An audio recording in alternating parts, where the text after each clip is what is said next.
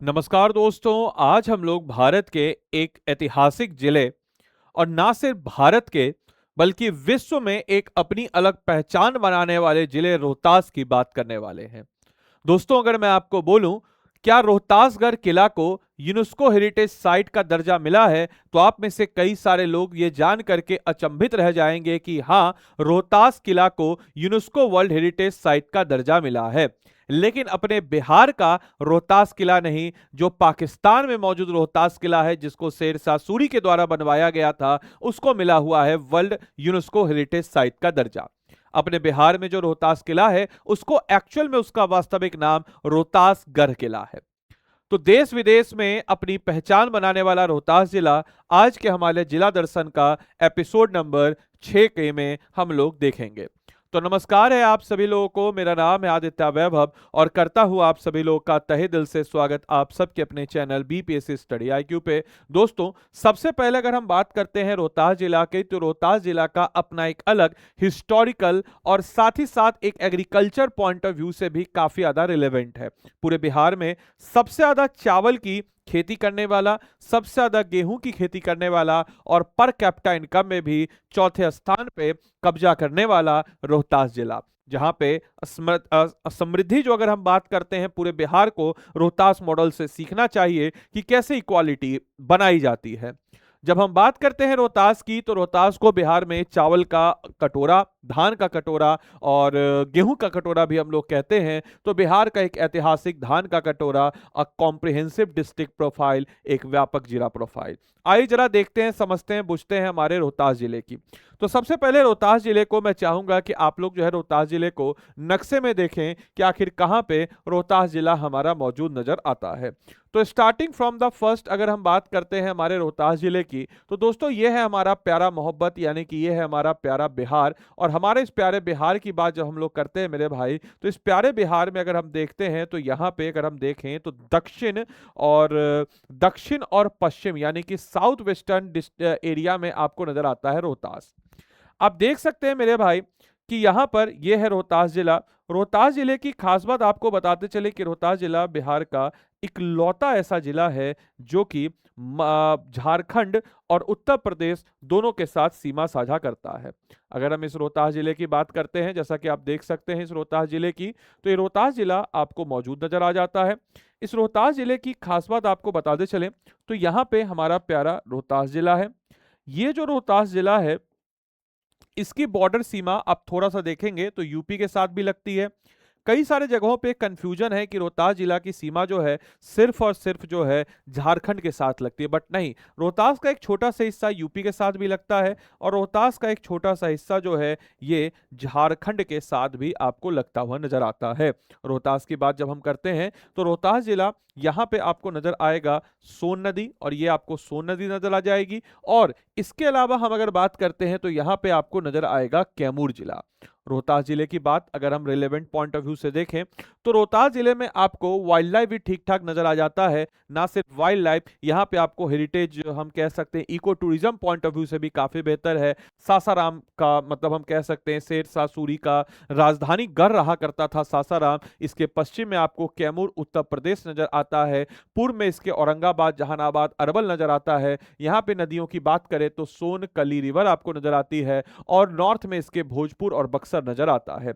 शाहबाद के क्षेत्र में बसा हुआ रोहतास, दक्षिण में झारखंड, पलामू और गढ़वा डिस्ट्रिक्ट आपको यहां नजर आ जाता है। लगभग लगभग हम अगर बात करते हैं तो 3881 स्क्वायर किलोमीटर में फैल हुआ है और इसकी एवरेज ऊंचाई की बात करते हैं तो 107.78। और रोहतास की सबसे ऊंची चोटी यहाँ का रोहतासगढ़ है और रोहतासगढ़ जो है रोहतास की सबसे ऊंची चोटी है। ये जो एरिया आप देख रहे हैं ब्रीफिंग, ये जो है बेसिकली हमारे रोहतास का जो एरिया है, ये आपके विंध्या रेंज का एक हिस्सा है, जिसकी बात हम कह रहे हैं जो प्रीम कैम्ब्रियन काल में बना हुआ था। औसत की बात करते हैं, औसत वर्षा तो 95.2 सेंटीमीटर, और औसत तापमान की बात करते हैं तो मैक्सिमम 45 डिग्री, मिनिमम जो है 10 डिग्री सेल्सियस मौजूद नजर आ जाता है। इतना ही नहीं, रोहतास की अगर हम बात करते हैं मिथोलॉजिकल रूट्स यानी कि पौराणिक मूल रूटों को अगर हम देखें तो ये डेराइव्स इस नेम फ्रॉम अ रोहितवत, याद रखिएगा सूर्यवंश के राजा हरिश्चंद्र के पुत्र जिसका नाम हम कहें तो रोहिताश्व के नाम पर इसका नामकरण जो है ये किया गया है।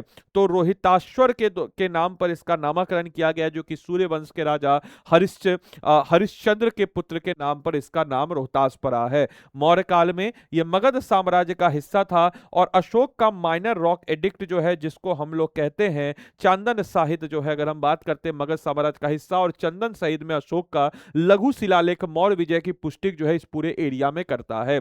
इतना ही नहीं, 1537 में यहाँ पे किलेबंदी की गई थी। अगर हम बात करते हैं तो हुमायूं ने अफगान शासक शेरशाह सूरी से चुनार और रोहतासगढ़ किले पर कब्जा किया था 1537 में। और इसके अलावा 1972 में इस जिले की आज के प्रेजेंट डे में हम कह सकते हैं कि एक आधुनिक स्थापना हुई थी एज अ इंडिपेंडेंट डिस्ट्रिक्ट 10 नवंबर 1972 को आफ्टर स्प्लिटिंग फ्रॉम भारा, या जिसको हम कहते हैं भोजपुर।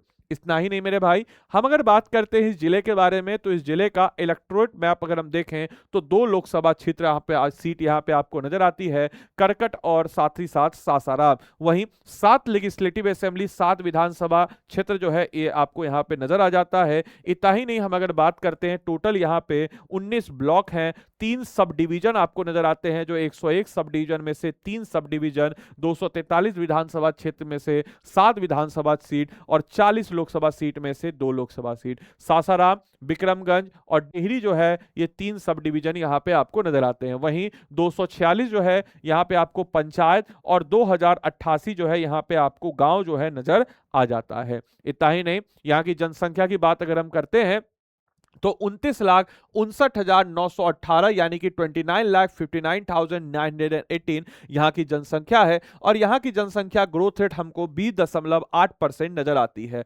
जनसंख्या घनत्व 763 जो कि बिहार की जनसंख्या घनत्व से कम है। साक्षरता दर 73.4, याद रखिएगा पूरे बिहार में सबसे ज्यादा कहीं पे अगर साक्षरता दर या कहीं पे अगर हम कह सकते हैं कि सबसे ज्यादा कहीं पे अगर साक्षरता दर कहीं पे है तो पूरे बिहार में रोहतास में है।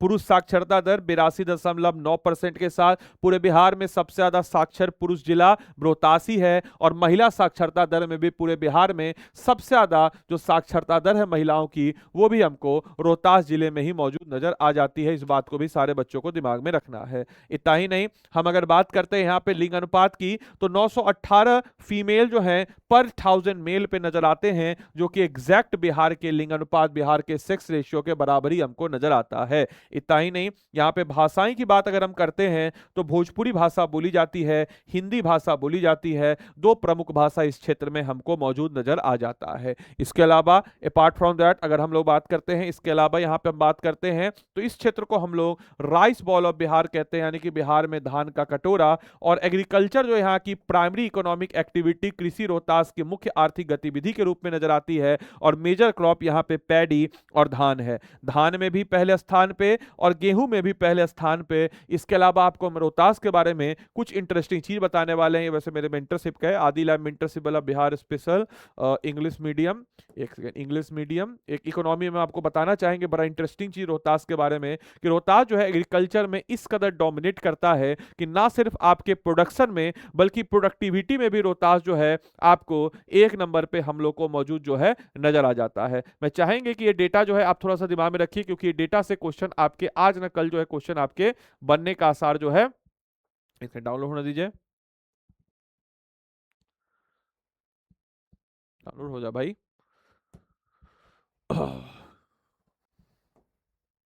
आ गया, देखिए ये रहा। चावल के मामले में अगर हम बात करते हैं तो चावल के मामले में रोहतास डिस्ट्रिक्ट प्रोडक्शन में पहले स्थान पे है।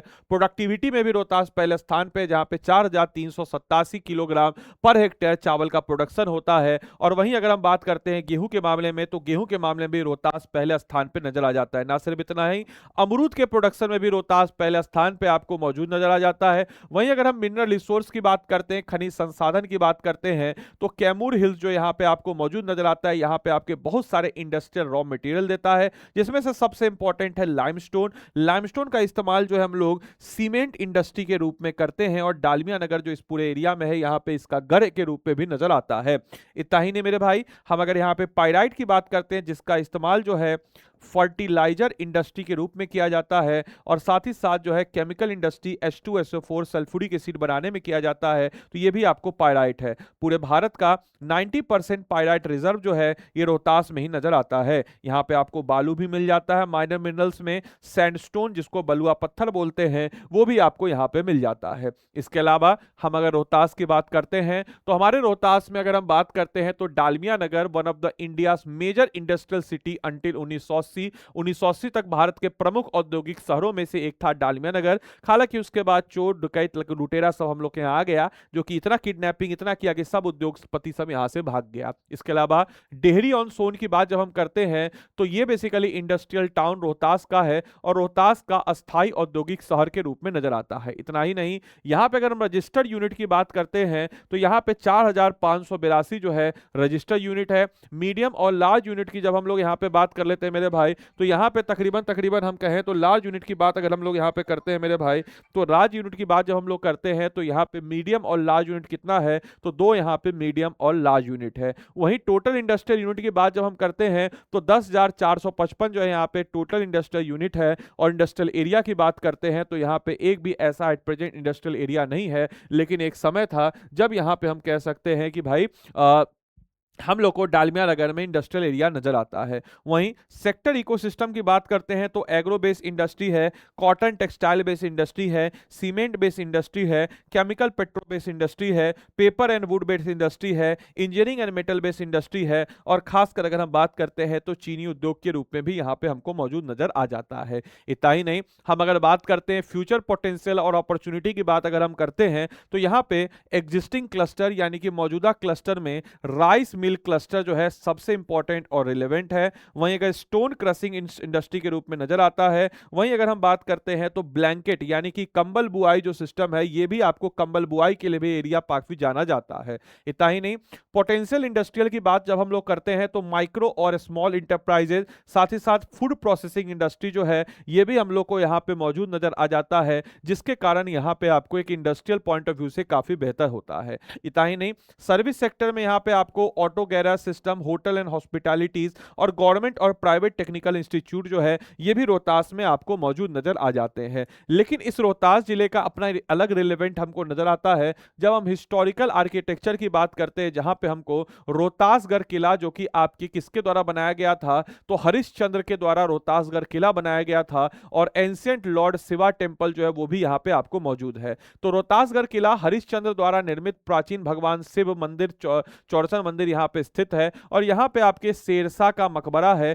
और ऑब्वियस सी बात है, एक शानदार मकबरा जो जो आपके पठान वास्तुकार और खासकर अफगान इंडो अफगान शैली में बनाया गया है, जो कि किससे बना हुआ है, तो रेड सैंडस्टोन से बना हुआ है। याद रखिएगा, रोहतासगढ़ किला को लेकर के काफी बच्चों को कंफ्यूजन होता है कि इसको शेरशाह सूरी के द्वारा बनाया गया, बट नहीं, रोहतासगढ़ किला जो है हरिश्चंद्र के द्वारा बनाया गया था। साथ ही साथ इंजीनियरिंग मार्बल्स की बात जब हम लोग करते हैं तो यहाँ पे इंद्रपुरी बांध जो है ये बिहार का सबसे पहला मल्टीपर्पस रिवर डैम प्रोजेक्ट के रूप में भी जाना जाता है। इतना ही नहीं, सोन रिवर ब्रिज जो है यहीं पे आपको मौजूद है, और यहाँ पे आपको जवाहर सेतु, नेहरू सेतु जो है ये भी आपको मौजूद नजर आता है। इतना ही नहीं, यहाँ पे आपको धार्मिक और प्राकृतिक स्थल के रूप में भी माँ तारा चंडी देवी मंदिर, इसके अलावा पायलट बाबा मंदिर, गुप्ता धाम, ये सारी की सारी चीजें जो है आपको यहाँ नजर आती है। नेचुरल लैंडस्केप में यहाँ पे आपको कैमूर हिल्स, दो धुआं कुंड, मझार कुंड, ये सब क्या है, ये सब आपको झरने हैं, ये सब चीजें आपको यहाँ पे नजर आ जाता है। तो ओवरऑल अगर हम बात करते हैं रोहतास के पॉइंट ऑफ व्यू से,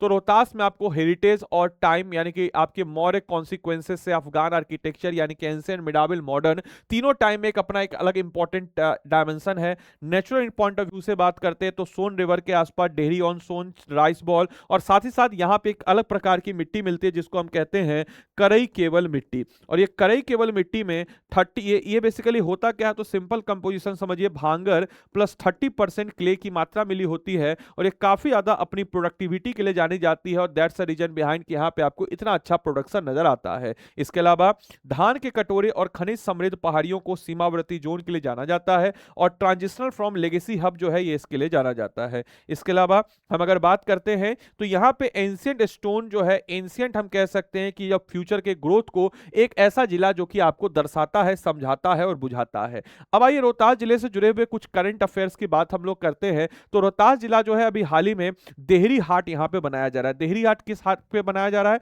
जैसे मिथिला हाट को बनाया गया था मेरे भाई, जैसे मिथिला हाट को बनाया गया था कहां पे, तो सर मिथिला हाट को आप सब लोग को पता है कि सर मिथिला हाट को बनाया गया था मधुबनी में। तो उसी के तर्ज पे यहाँ पे भोजपुरी हाट, जिसको हम लोग देहरी हाट कहते हैं, एक ट्रांसफॉर्मेशन है। इंद्रपुरी बैराज को देहरी हाट को कायाकल्प है, जिसमें 11 एकड़ विजन है रीजनल इकोनॉमिक और कल्चरल डेवलपमेंट को बढ़ावा देने का। अभी कहां पे? तो इस पार्टिकुलर एरिया में। इसके अलावा यहाँ पे हम कह सकते हैं कि एक ऐतिहासिक इंजीनियरिंग धरोहर के रूप में जाना जाता है, जो कि चौथा लॉन्गेस्ट बैराज जो है, विश्व का चौथा सबसे लंबा बैराज, जो कि 1407 मीटर लंबा है, और इसको 1968 में सोन रिवर पे कमीशन किया गया था। इंद्रपुरी बैराज जो है, अगर हम बात करते हैं इंद्रपुरी बैराज, अगर हम बात करते हैं तो 5 दशकों में अधिक समय से एक विशाल औद्योगिक संपत्ति के रूप में खड़ा है, और अब इसका विशाल आकार एक नए सांस्कृतिक गंतव्य की नींव के रूप में हमको नजर आता है इंद्रपुरी बैराज में। पहले के समय में